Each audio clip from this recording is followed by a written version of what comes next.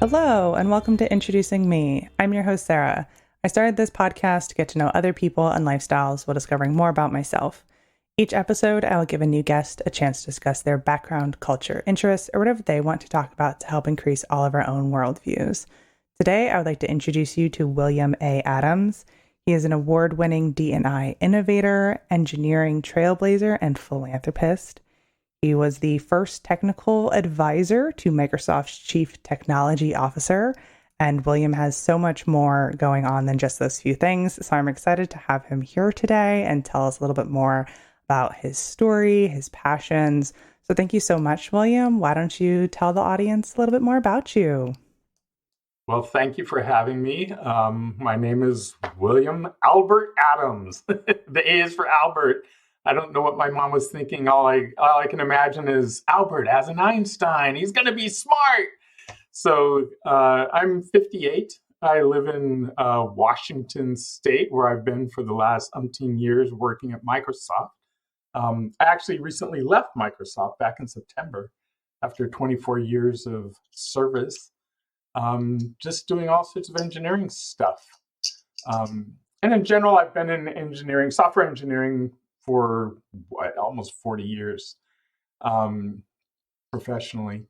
And I've just seen everything from the birth of the internet to cell phones to mega data centers and cloud services and everything in between. And along the way, I've always had a passion for people, helping people learn stuff, helping communities learn stuff, and things like that. So even though I've had a career in tech, I've also spent quite a lot of years in that career training people in tech and just listening to people and helping them grow their careers and things like that.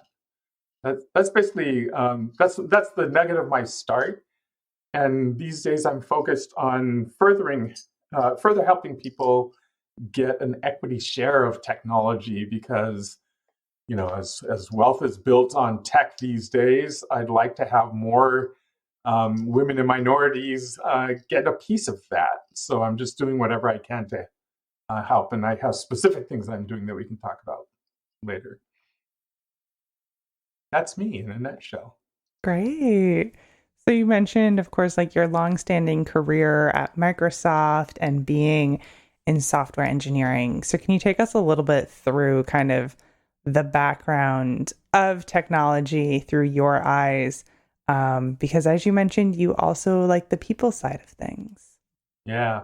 Yeah, I would say that very early on. So I started programming when I was about 12 years old. I had an uncle that gave me a personal computer, and this is before the Apple One came out. This is way back. Very first personal computers was called this Commodore PET was the name of this thing, and so I taught myself how to program. And at that time, I was a very shy, precocious little kid. I mean, I was into sports and all that sort of stuff, but I was so shy, I could not even answer the phone. The phone would ring and I would run from it. I was just, so having a computer that I could actually control and do things and whatnot was perfect for me, right? It's like, I don't have to deal with people. That's how I started, you know. And then I would say by the time I got into college, that's when I came out of myself and became a little bit more interactive and all that sort of stuff. But I've always had a passion for technology, whether it was early physics and chemistry sets or electronic sets or that earliest computer or whatnot. I've always been a tinkerer.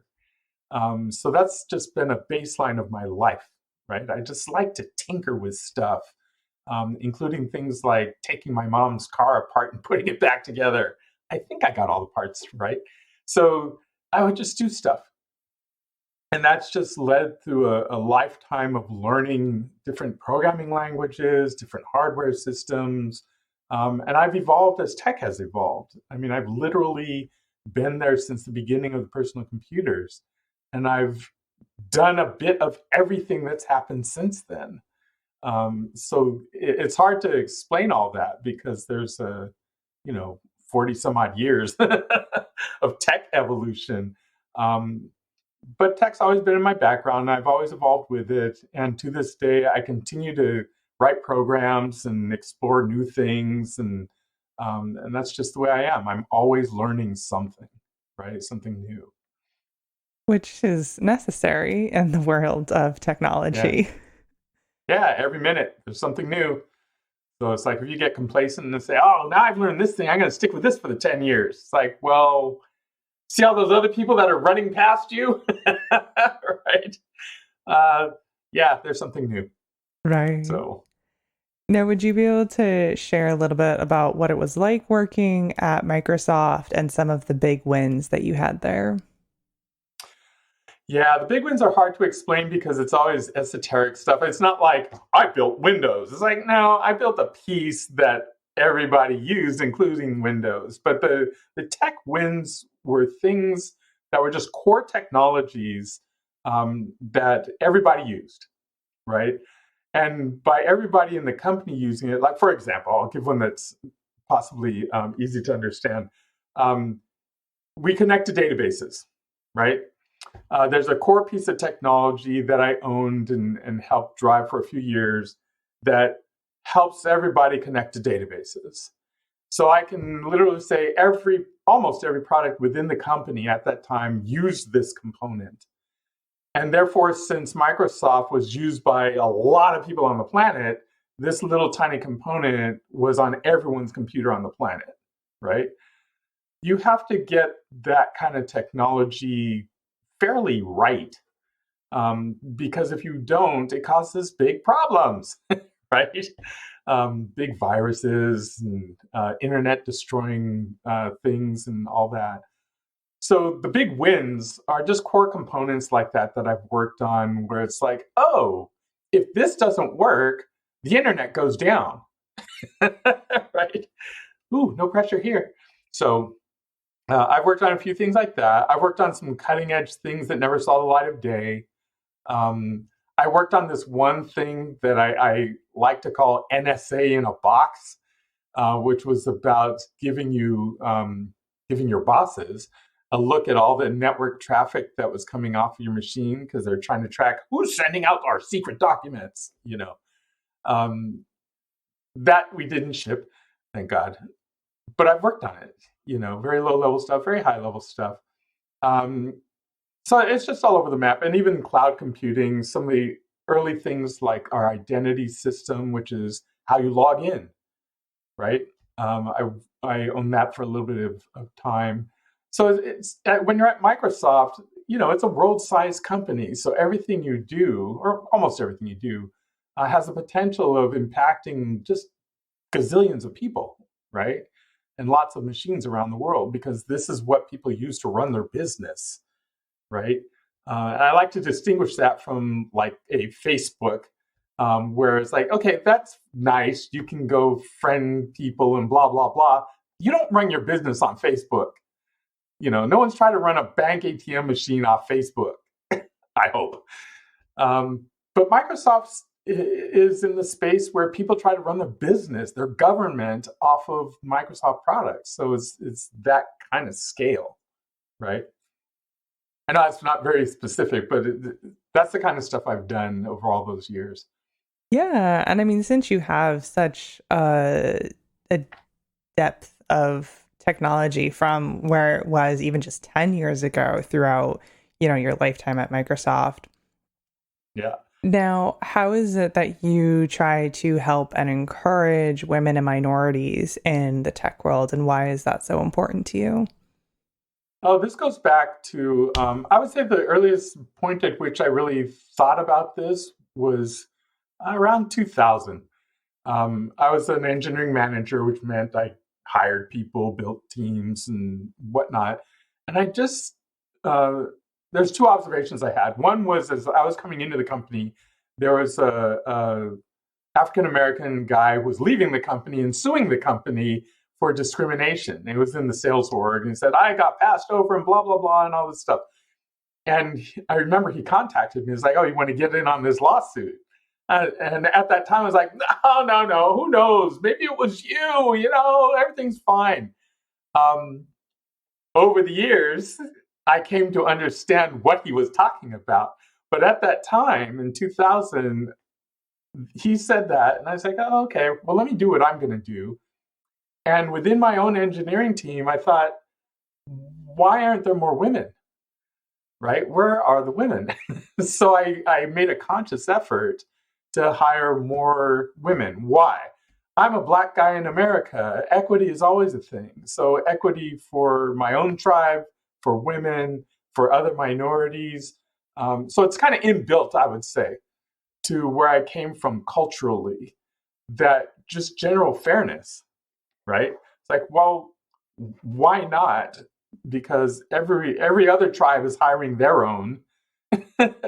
you know, there's not enough women here, so we need to hire more women. There's At that time I wasn't even thinking of African Americans, because we were zero. But at least I could increase the number of women. So I focused on hiring women in that particular group. And we had a huge percentage, 12%, which today seems kind of pathetic, But in engineering at that time, the company was more like 9% female in engineering. So I just made a concerted effort, and that includes, the common refrains are the women just aren't at the colleges. It's like, well, go to an all women's college then. Why are you looking to MIT to get a bunch of women when they've already shown that they don't have enough women in our field? Go to Mills College where it's nothing but women. Go to community colleges, go to these different places, go to different countries where there's a higher percentage of women in PhD programs. So I did stuff like that because I thought it was necessary, right? So, would you say that tech and engineering is more inclusive now? And is it more representative of society, or is there still work to do? Oh, there's always still work to do. I mean, I'll tell you the statistics on African Americans in tech, for example. And in tech, what I mean by that is in technical roles. I don't mean janitors at Microsoft. I don't mean salespeople and marketing, because we're actually overrepresented there. But in core tech roles where people are making decisions about what the technology is going to do, they're writing code, they're managing teams, all that. When I was in early 2000, when I first started, 2.5, 3% African American in tech roles at Microsoft. By the time I left, it was a whopping 3.5 to 4%. So that's over 24 years. It increased by 1%. All right. Now, women in that same time period probably went up 20 or 30%. Right. Hispanics probably doubled from 3% to 6 or 7%. We play games with the numbers because we lump in Hispanics with African Americans to blur the line, right? It's like, oh, African American and Hispanic. It's like, no, let's separate that out, you know.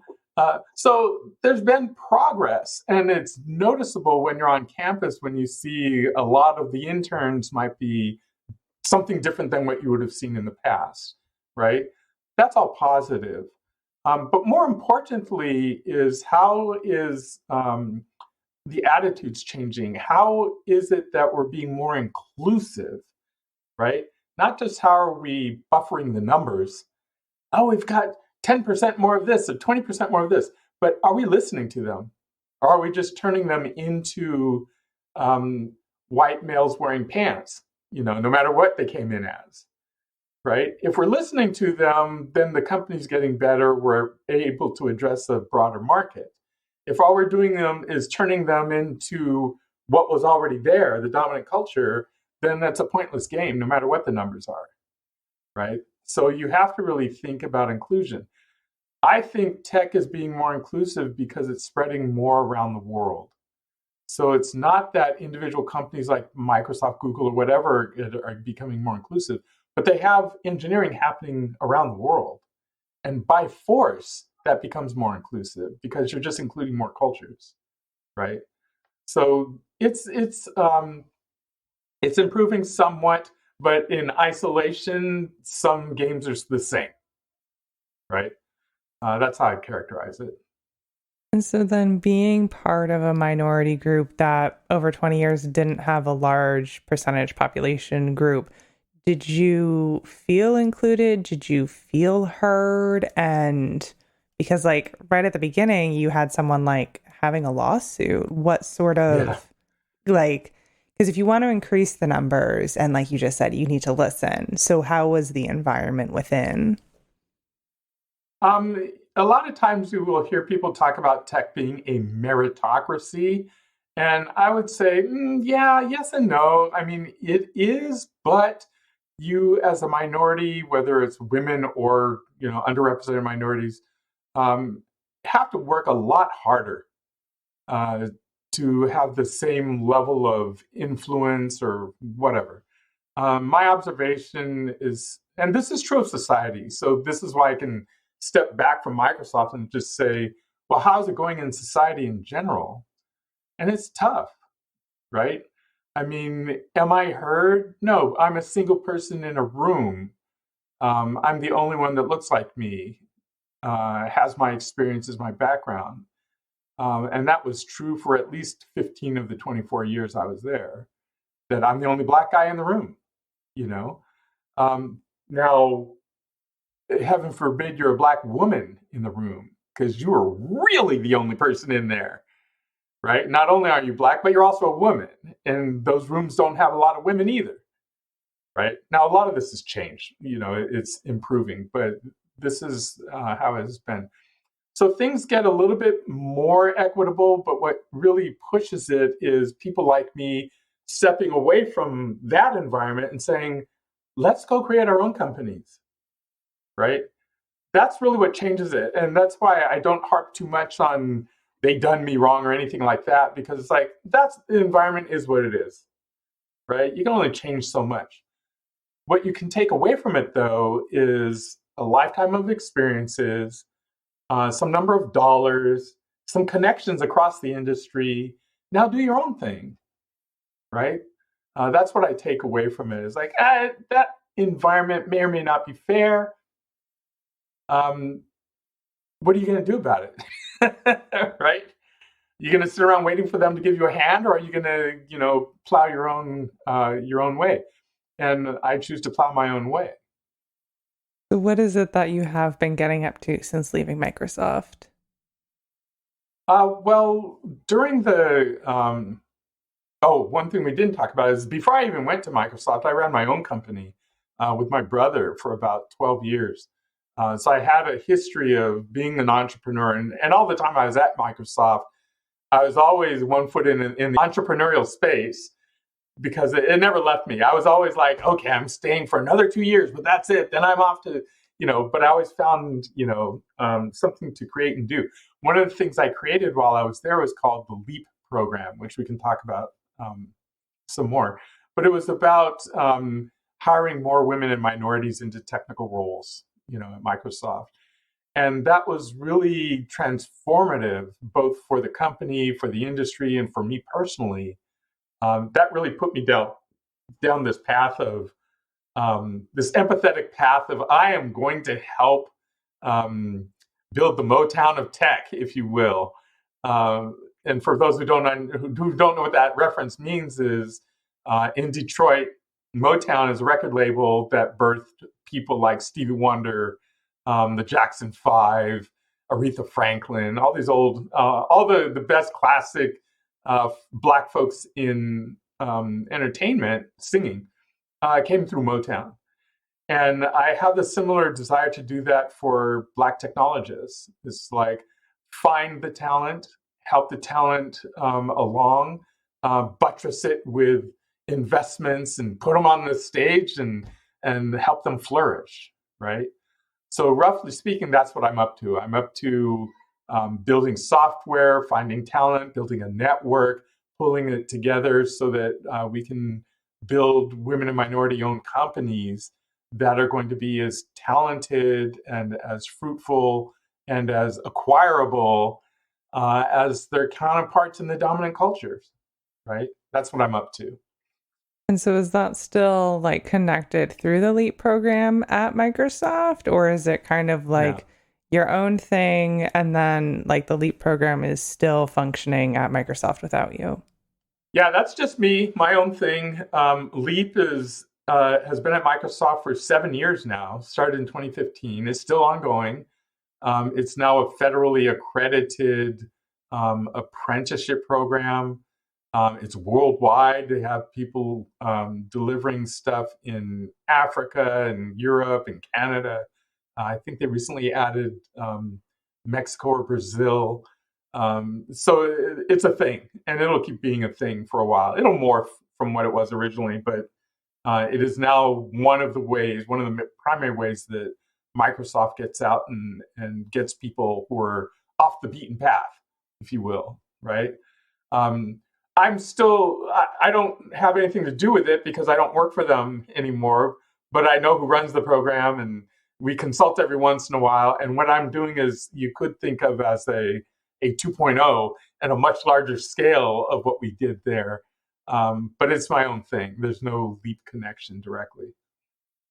And so, what sort of things do you provide to help minorities and women through your own project to get them further in tech? Yeah, well, a lot of it has to do with just being relevant so that people can actually find and get into stuff they do. So, for example, more than a year ago, yeah, I started doing podcasts, for example. And part of that is just getting the word out like, who is William A. Adams? Right? And what do you have to offer? This exact question, right? So part of it is just awareness, letting people know it's like, yeah, I'm a guy who was in tech. I worked at Microsoft. Here's what I did. Part of it is writing. So I write a lot of code and I blog about that code. So it's showing people, hey, here's code that you can use to do things that you want to do. So it's blogs, writing code. I have a bunch of code on this thing called GitHub, which is a repository of source code for everyone in the world to see. I point people at it regularly. I do speaking engagements.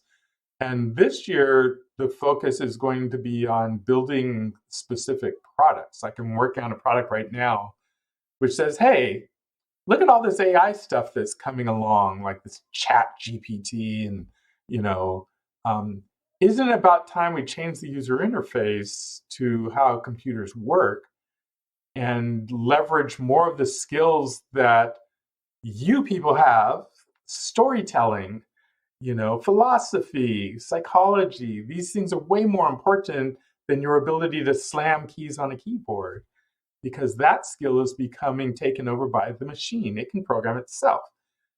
But how do you give those programs empathy, right? How do you make it so that the robots that we develop don't just kill us? This requires some other skill sets. So I'm putting together software, services. We have a network of like lawyers, accountants, bookkeepers, other programmers, such that when you come along and say, I've got this idea, I want to do this thing, we can say, well, here's some code you can start with. Here's some people to help you program. You're going to need accounting or else you're going to get in trouble. Boom, boom, boom. So we're building the network. So this year is all about building the network, building some code, and then going out on the stage and saying, here's the set of services that are here. Come on, right? That's what I'm doing. And so, what is the long term goal for your business?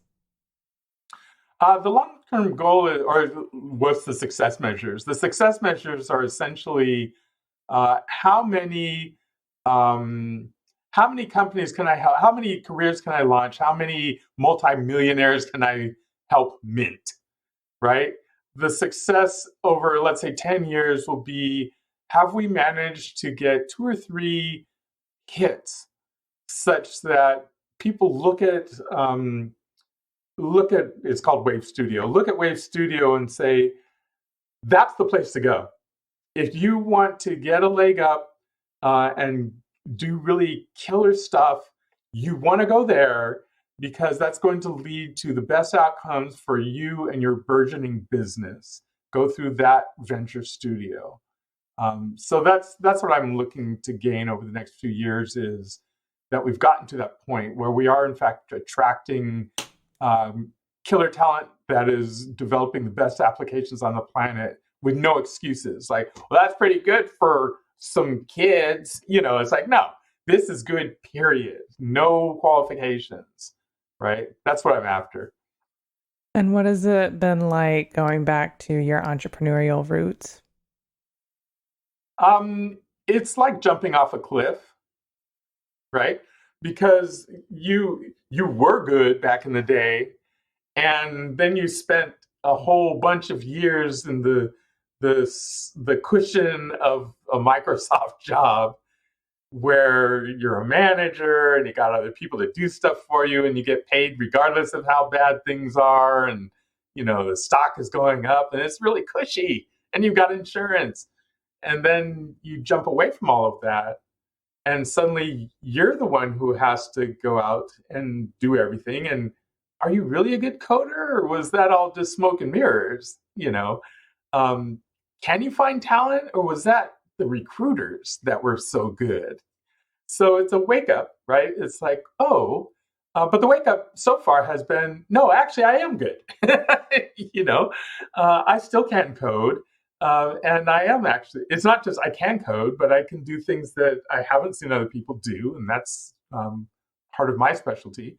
And I am able to attract talent because the word is getting out, and people do listen, and people do connect and say, hey, I'm so and so, and I want to do that. So it's jumping off a cliff, um, but I'm not afraid, and it hasn't been horrible, and it's been wonderful, and it's getting better. That's how I characterize it, right? Right. But yeah, it's scary initially. Of course. No, you mentioned earlier, chat GPT and different technology Yeah. and stuff like that.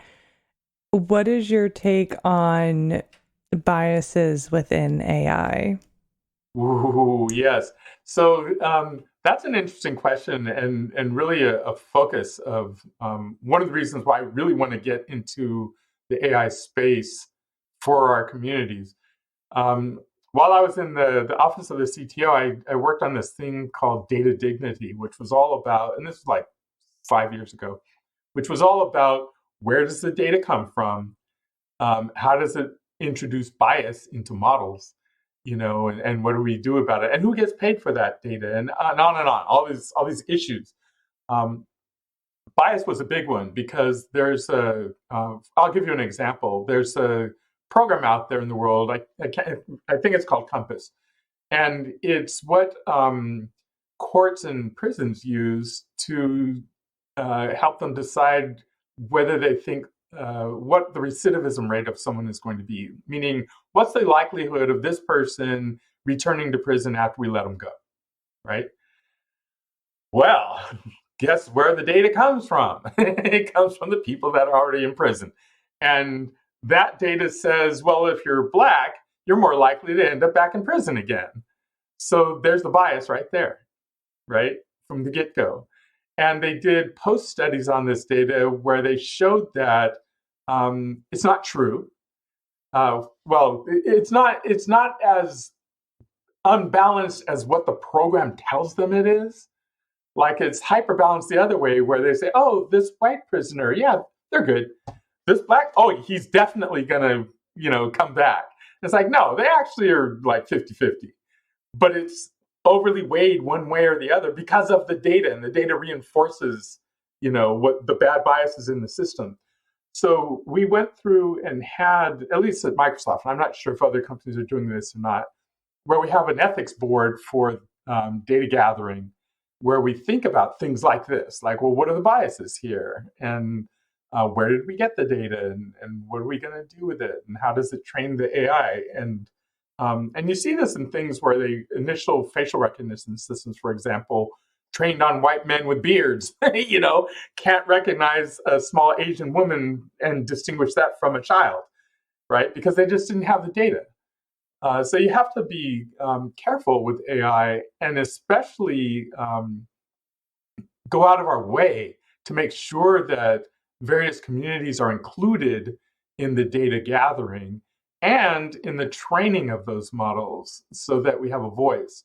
If you don't, then they'll be trained a certain way. Just like our medical system, it's like the drugs are all developed against white men. Well, what about the women? And what about the people in India who aren't white men in the US? That heart medicine is not going to work for them because they're completely different. Different diet, different stature, different body types. So you have to be very careful to make sure that the data includes lots of different sets and that the decisions that are made on that data also include different opinions, right? Or else it gets skewed one way or the other. And is there an easy is not the word, so I don't want to say like an easy solution to making AI less biased, or like how No. how can tech work to see those things that they're not just like immediately jumping to those conclusions? So like with the example you gave with the prison return rates, if you're starting with more Black people in prison, of course their return rates are going to be higher. So what is kind of the way to circumnavigate the immediate data response and conclusion jumping? Yeah, it's a really hard problem because you have to say, is there some objective reality, right? Is there some truth in the universe that we're trying to get to? And the answer is no. Now, it could become a philosophical or religious discussion, and it should, perhaps, because if you were taking a religious viewpoint or philosophical viewpoint, you would say there are universal truths. We should all be good. We should not kill each other. We should be, you turn to religion to come up with answers to these anti-biasing questions, right? By forcing a different bias, right? We should all be nice. But that could get out of hand too, because like, well, should we all be Christian or should we all be Muslim or should we all be Hindus? It's like, well, so you have to, where's the universal truth? And this is a humanity question, because without AI, without the machines, the same problems happen with humans, right? The AI is just doing the same thing we do, but faster. And that's why it's so problematic, right? It'll get to the conclusion faster. And that's problematic when you have things like smart bombs and drones that can autonomously shoot people on their own. It's like, wait a minute, hold on. Not so fast, buddy. So I think this is a real human problem. And it's something that we have to take up as humanity to say, all right, is there a humanistic truth? And this is why I think it's so much more important now to include more of the humanities in tech, if you will. I mentioned storytelling and philosophy and religion and all that. It's like, yes, the only way to make this better, I believe, is to incorporate more of those different modalities, disciplines, to include more of those disciplines in our decision-making processes around tech and data gathering and model building and all the rest. Don't just leave it to the data scientists, right? That's a pure numbers game. It's like, well, that's horrible because all it's going to do is overemphasize the biases we currently have. If we want to go forward, we need to have a religious conversation and philosophical conversation to incorporate more of our humanity, right? Because if we don't incorporate our humanity, it's just going to be a mechanical system and we will be snuffed out, right? So in connection with humanity, do you think that technology should be for everyone, and like at what sort of levels? Well, it already is. I mean, technology has been for everyone since we invented fire. It's like technology is always there. Access to advanced technologies is perhaps a good question in terms of, well, who should have access to the ability to pose questions to an infinite knowledge computer? Well, everyone should, right? That's the ideal. The reality is there's always going to be people who are in control of that technology who are going to segregate a certain level of access to themselves and say, well, this is what we get to do, and you guys get to do that, right? I think that we all have cell phones now. And if you roll back the clock, not very far, 30 years, and you said everybody on the planet, including people in slums, are going to have a supercomputer in their pocket. And by supercomputer, I mean something that could perform like a supercomputer of 30, 40 years ago, which these do. If you said back then, everyone should have a supercomputer, it'd be like, oh, come on, supercomputer. Those things are like the size of a football field and blah, blah, blah. And they can compute like missile trajectories and send a person to the moon and blah, all this stuff they can do, right? And yet here they are. We all have them now. So mission accomplished. So do that again 30 years into the future. Today, there's a bunch of stuff that's like, man, if everybody had the blah, blah, blah, that'll destroy the government. It's like, just give it 30 years and we'll all have it and it'll be in our glasses and no one will think about it. So technology is like that, right? And do you have any predictions of some sort of technology big changes in the next 30 years? Yeah, well, the biggest prediction I made has to do with the structure of work, actually, and how work gets done. You will right now we have mega corporations like a Microsoft or Google, whatever, and they have thousands of engineers all under one roof, right? All marching towards singular such a things. I think that model is going to disappear, and what's going to happen is since the AI, generically, the AI is going to become a coding partner of mine. And me plus 5 other friends, plus an AI, plus a philosopher and a religious person, we're going to tackle jobs. An entity like a Microsoft is going to have a few thousand employees, but they're going to be managing tasks like, okay, we need this operating system thing done. Me and my buddies, my crew, we're going to get together. We're going to bid on the thing. We're going to knock it out. 3 months, it's done. We disband. We go off and do something else. I think there's going to be a lot more of that sort of people coming together and getting a task done and disbanding and grouping with other people. I think the labor market is going to be a lot more fluid than it is today because I have AI in my pocket. So a lot of the mundane stuff that I could do, the AI will just do that. I won't be writing code anymore. There's no need for it, right? I'll just tell the thing, all right, we need this compression algorithm that has these characteristics. I go, okay, I got that. Now we need to connect it to the, so I'm an orchestrator, right? That's how technology is going to change. And that's how the work is going to change, right? So we'll get way better at just coming together, disbanding, and that'll be the heartbeat of the work. As far as actual tech is concerned, everything will just get smaller, less wires, more powerful, more embedded, all the classic stuff that you could possibly imagine. And then there will be something that you can't even think of that will show up within the next 10 or 15 years. And it's like, where did that come from? Right? And that's the way technology is. Because when I was growing up, we had this vision of the Dick Tracy watch. It was like this detective from the 50s. It was a cartoon thing, Dick Tracy. And he had a watch and it was his phone, right? It's like, we actually have that now. The Apple, Ultra watch, you can make phone calls on the watch, right? It's like, oh, well, it kind of evolved. So those kind of things you can predict because if it's in science fiction, it'll probably happen. All the stuff like flying cars and all that other stuff is like, probably not. But it's more likely that you're going to have compute modules embedded in your brain, and glasses that augment your eyesight or contact lenses that augment your eyesight and hearing and make you an enhanced human. That stuff's more likely, than flying cars because it's just along the miniaturization curve of what's already happening, right? Like, smaller, faster, more powerful, lighter weight, cheaper.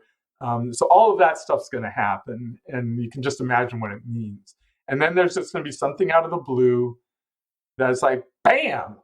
I didn't know that we could now do the Star Trek has that replicator, right?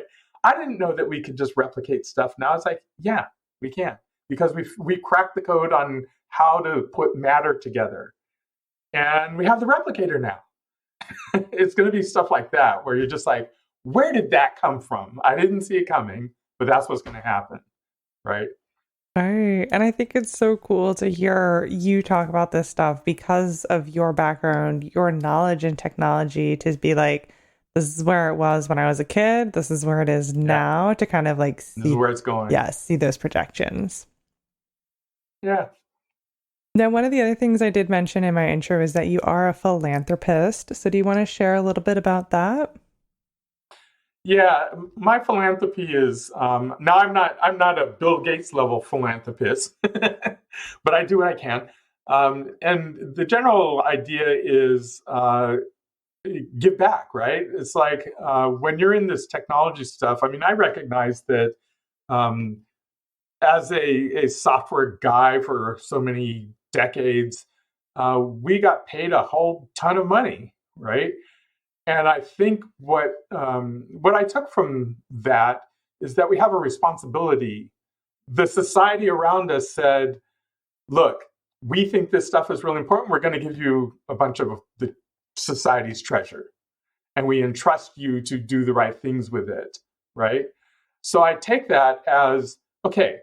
So I was entrusted with this treasure, not just to buy yet another boat or another car or another vacation, but to invest into the society that gave it to me, right? To help the society get better. Um, Otherwise, it's like, you gave me all your money. You worked hard for that money because you thought I would do something good for you. And then I didn't. Right? I just ran away to the beach. So I feel so. This is my philosophical perspective on philanthropy, and it's not just to hand out money. Oh, you gave it all to me. Now I'm just going to give it out to everybody, and you get 100, and you get 100. But to think of things, that are truly beneficial. I'll give you an example. So my kids' school. I have two children in elementary school, and in the last couple of years, I gave them their school when we came back from COVID $15,000. Right? It's like, here you go, matched by Microsoft, $30,000. It's still cheaper than sending one kid to private school. This is public school, right? And with $30,000, they can buy headsets and speakers for all the teachers, digital whiteboards, all sorts of stuff that they couldn't have done otherwise, right? That seems like a good use, and it benefits the whole community, right? I've done things like giving grants to people who are doing software development to give them a leg up. Oh, here you go, $5,000 to help further that virtual reality museum thing that you're working on. So I pick things like that, and then in the pure like giving money away, we do things like in India. We have family in India because my wife is from India, and sometimes we're giving money for operations. Sometimes we're giving money for weddings. Sometimes recently we helped one of our sisters buy a washing machine, a clothes washing machine. So it's little things like that that are quality of life things that it's like, okay, you could survive without the washing machine, but your life is going to be so much better if you had one. So here you go, right? So I try to do things like that. Some of them are just little like quality of life things. Some of them are more structured. And some of them are like, let me help this community as a whole get better. And not just give money, but also give my time and connect to my network of people to bring in more expertise to help you solve a problem, right? So that's it in general. And the root of it all is just being aware and being empathetic, right? It's like, I'm intentional. I want to help people. I'm empathetic to these various places that people are at. So I try to give what I can, right? Great. Well, I really appreciate you sharing that. I think philanthropy is really important and something that some people just do not know a lot about. So I appreciate you sharing how you prioritize your giving back. Yeah, and it can be at any level. I mean, uh, you give a dollar to someone on the street, that's philanthropic, right? And if you're conscious about it by always keeping extra dollars in your car, then that's great, right? Yes. And before I start to wrap things up, is there anything else you would like to share with the listeners today? If there's one thing I try to share with anyone who listens is we can make a better world if we just treat each other better. That's the bottom line. It's as easy as that. I'm doing my best to do what I can. I'm not going to solve all the world's problems, but if we're all just look at each other and have some empathy and treat each other better, the world gets better. Definitely.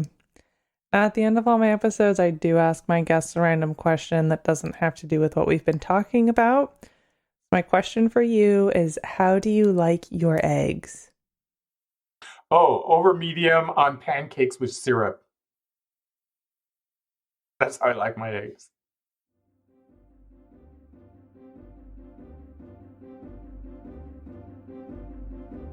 All right, that brings this episode to a close. Of course, I will be leaving William's website in the description, so if you want to check that out, that link will be right there. It brings you to all of his socials, YouTube, blogs, all the good information about what he is up to, so feel free to go check that out. And if you would like to connect with the podcast and haven't already, I encourage you to go to the description for our website, which brings you, of course, to all of our past episodes, past resources, and of course our social media. We are on Instagram, Facebook, and LinkedIn, so I always appreciate follows on those pages. And if you would like to be a guest on the show, my email is in the description as well. If you want to reach out, I'd be happy to hear about your story. And if you would like to support the podcast, there is a link to do that in the description as well. So thank you so much, William, for spending time with me today, and to my listeners for taking the time out of your day to hear a new story. Until next time, bye. Thank you for having me. Bye.